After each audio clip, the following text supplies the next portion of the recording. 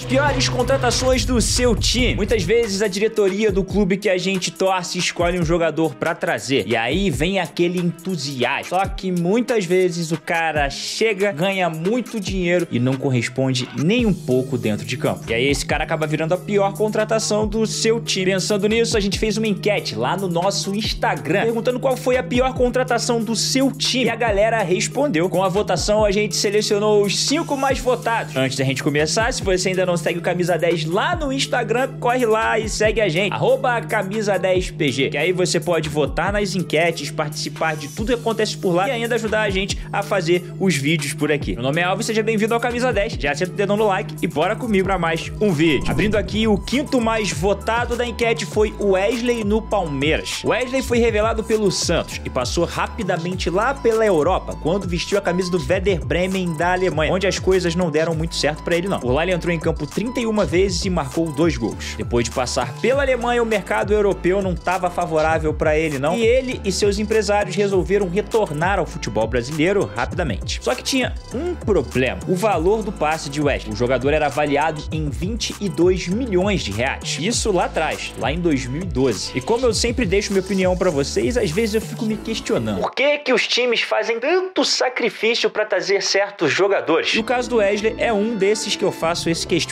A diretoria do Palmeiras na época era liderada por Arnaldo Tironi e Roberto Friso. Os caras colocaram na cabeça deles que eles tinham que contratar o Wesley, mas a questão era exatamente essa: o Palmeiras não tinha dinheiro pra isso. E aí eles se reuniram e tiveram uma ideia: por que não montar uma vaquinha? Sim, senhores, o Palmeiras fez uma parceria com uma empresa chamada MOPBR e junto com eles organizaram uma vaquinha para poder arrecadar 21 milhões de reais do torcedor alviverde. Os caras montaram o site www.vaquinhaporwesley.com. Nos primeiros dias rolou até aquela ilusão de que talvez daria para acessar esse valor, só que não chegou nem perto e a vaquinha foi um tremendo fracasso. Palmeiras e MOPBR arrecadaram 836 mil reais, ou seja, ainda faltavam mais de 20 milhões de reais. Como o valor não foi alcançado, os 836 mil reais foram devolvidos aos torcedores do Palmeiras. Só que o Palmeiras não desistiu, recorreu a um investidor, e esse investidor até topou fazer um investimento, só que pediu um fiador. O Palmeiras correu atrás do tal fiador e conseguiu um acordo com Antenor Angeloni, que era na época presidente do Criciúma. A questão toda é que depois de tanto sacrifício feito pela diretoria e por investidores, o Wesley não rendeu em campo, né? Na verdade, a gente não sabe nem o que era esperado pela diretoria, já que o Wesley não estava rendendo na Europa e o Palmeiras se meteu nessa confusão. Ele ficou pouco mais de 2 temporadas no clube, mas pelo menos ajudou o Palmeiras a voltar à Série A quando foi campeão da Série B em 2013. Depois disso, sendo muito criticado pela torcida, mesmo após a diretoria ter movido mundos e fundos para contratá-lo, o Wesley saiu de graça do Palmeiras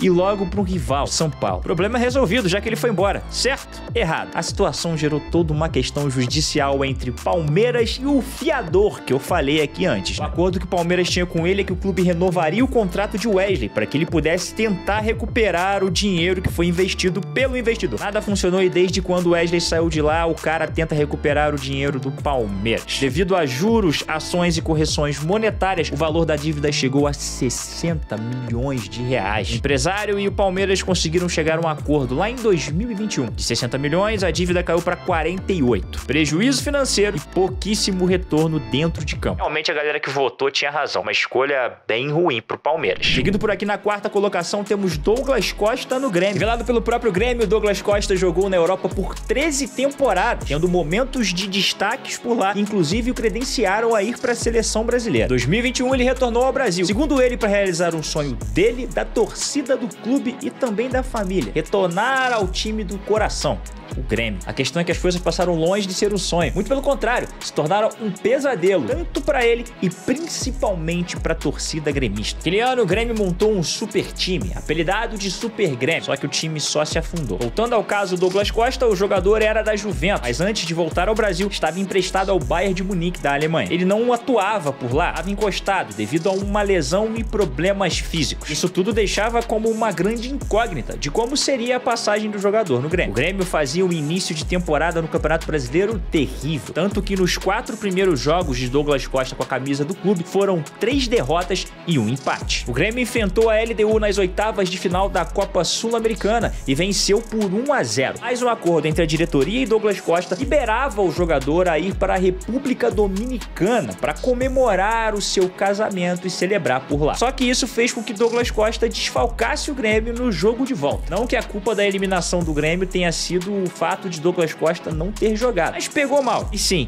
o Grêmio foi eliminado nas oitavas pela LDU. Isso pegou muito mal com a torcida. Douglas Costa retornou e entrou em campo contra o América Mineiro. Nesse jogo, o cara sentiu um desconforto muscular e desfalcou o Grêmio em mais 2 partidas. Depois disso, mais 5 jogos atuando e outra lesão. O Grêmio estava em crise, Filipão foi demitido e eles contrataram Wagner Mancini, que chegou com a missão de tirar o Grêmio da zona de rebaixamento em 14 jogos. Dos 14 jogos, Douglas Costa jogou 10. Ficou fora de 3 por lesão. Isso deixou a torcida do Grêmio furiosa. Apesar disso tudo, o Grêmio ainda conseguiu um empate contra o Corinthians e chegou matematicamente na última rodada, podendo escapar do rebaixamento contra o Atlético Mineiro. E aí, mais uma polêmica da passagem de Douglas Costa por lá. O jogador pediu liberação da concentração novamente para poder comemorar a parte 2 do seu casamento. O evento estava marcado para o dia 7 de dezembro. O jogador alegou que já tinha marcado a festa antes da CBF mudar a data da última rodada por causa de um adiamento. A diretoria não aceitou o pedido do jogador e ele teve que permanecer concentrado. O Grêmio venceu o jogo, mas o rebaixamento veio mesmo assim. Douglas Costa marcou um dos gols daquela partida e chegou a comemorar dando tchau para a torcida gremista. No final, o jogador e o clube chegaram em um acordo de rescisão de contrato. Foram 1.858 minutos dentro de campo, equivalente mais ou menos a 20 jogos completos. 3 gols e 2 assistências. 8 vitórias, 6 empates, 14 derrotas e 1 rebaixamento. Douglas Costa tinha um salário de R$1,5 milhão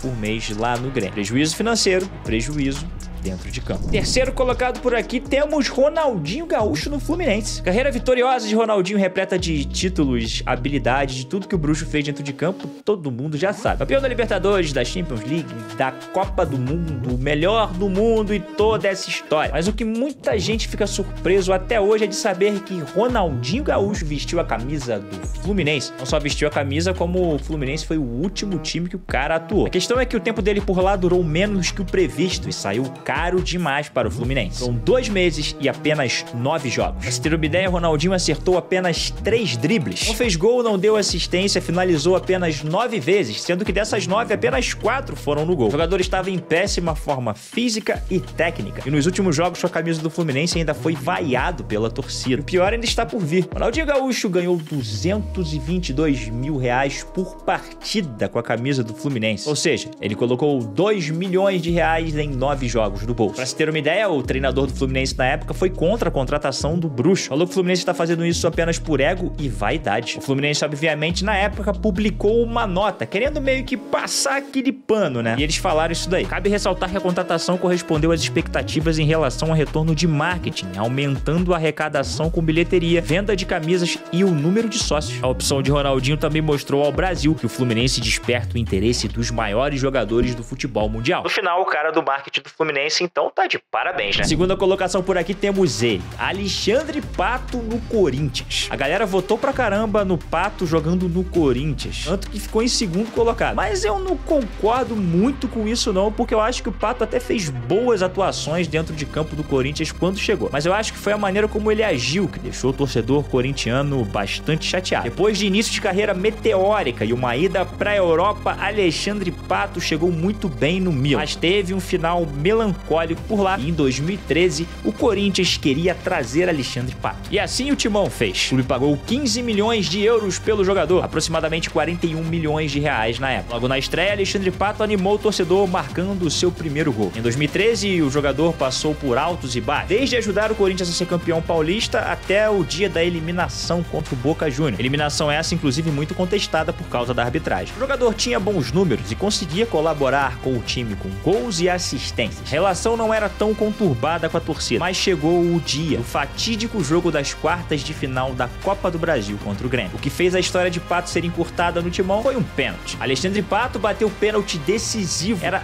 Pato contradita. Só que o atacante escolheu bater o pênalti de cavadinho. E aí facilitou e muito a vida do goleiro. No vestiário, o Pato foi cobrado pelos companheiros e também pelo treinador na época do Corinthians, que era Tite. O técnico, inclusive, citou a situação em seu livro. O livro que tem o nome Tite, o treinador contou. Chamou Alexandre Pato de egoísta, ainda falou que para ele amadurecer, ele teria que virar homem. Depois disso, o jogador não tinha mais clima para continuar no Corinthians, né? Até mesmo porque, além disso tudo, o clima com a torcida estava terrível. O Corinthians envolveu Alexandre Pato em uma troca com o São Paulo. Foi Alexandre Pato, veio Jadson. Pato, inclusive, viveu a sua melhor fase no futebol brasileiro no São Paulo, nos anos de 2014 e 2015. Já no Corinthians foram 62 jogos e 17 gols. Pato ganhava 800 mil reais no Corinthians naquela época. Pato esse que incomodava os companheiros de elenco dele, já que ele tinha o maior salário do elenco. Além de ter o maior salário, o entendimento do grupo é que Pato não entregava o que precisava. Para fechar a nossa lista de hoje, temos o mais votado de todos pela torcida do São Paulo,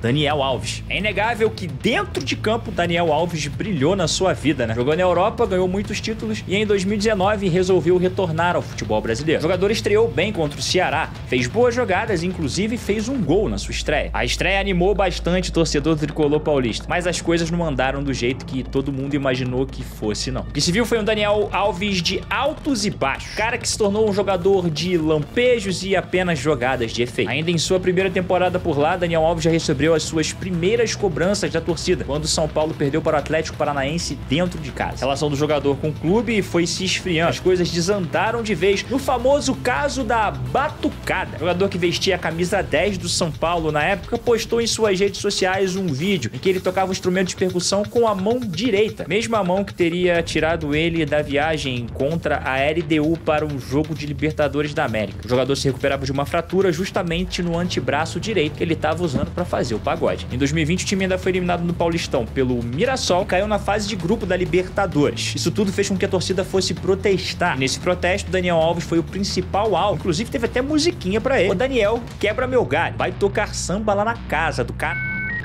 Se a situação dentro do gramado era ruim, do lado de fora era terrível. O jogador tinha um salário de R$1,5 milhão por mês e era claro que o São Paulo não tinha condições de pagar. A ideia da diretoria era arrumar vários parceiros e ainda fazer um marketing em torno do nome de Daniel Alves para poder pagar o salário dele. Isso nunca aconteceu, o São Paulo mergulhou em dívidas. Para piorar a vida do clube, em março de 2020, o futebol deu aquela paralisada que todo mundo lembra. E aí, depois disso, meus amigos, o clube viu a formação de uma gigantesca bola de neve. São Paulo tinha uma dívida que ultrapassava o valor de 600 milhões de reais. E só com Daniel Alves, o clube tinha uma dívida de 18 milhões. A situação não melhorou. O jogador começou a dar entrevistas e espetar o clube. Depois disso, Daniel Alves foi jogar as Olimpíadas em Tóquio com a seleção brasileira e ganhou a medalha de ouro. E mais uma vez, espetou o São Paulo. Depois disso, Daniel e sua equipe alegaram que o jogador só voltaria ao CT para treinar quando as dívidas fossem quitadas. A diretoria do São Paulo também não achou aquilo legal e deu uma coletiva falando sobre o desligamento do jogador. Daniel Alves saiu do clube com 95 jogos, 10 gols, 14 assistências e o título do Campeonato Paulista. Na saída dele de lá, o São Paulo já devia 50 milhões de reais a ele. Só que foi feito um acordo. O São Paulo conseguiu chegar ao valor de 25 milhões de reais. Nesse acordo, o clube e jogador parcelaram a dívida em 450 mil reais por mês, com pagamentos até dezembro de 2025. Ou seja, Daniel Alves foi condenado a 4 anos de prisão e agora responde em liberdade, continuará recebendo o valor milionário do São Paulo. E você que nos assistiu até aqui, o que você achou dessas contratações? Não esqueça de deixar sua resposta aqui nos comentários e espera, hein, que já vem a parte 2 desse vídeo por aí. Meu nome é Alvin